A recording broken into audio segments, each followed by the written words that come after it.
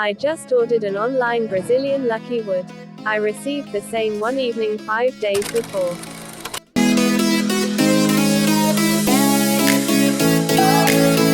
Right at that time, I was having no pot for that plant.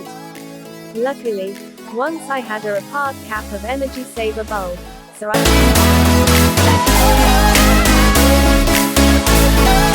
poured some water and dipped the part of the Brazilian plant branch. It was too dry that I was of the view that it would not grow growth buds. I changed water 2 times.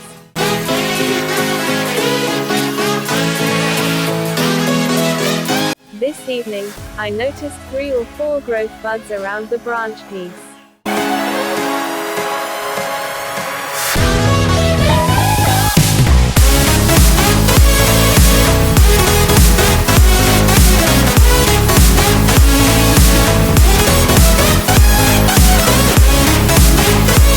I hope, after some days, growth buds will grow to branches.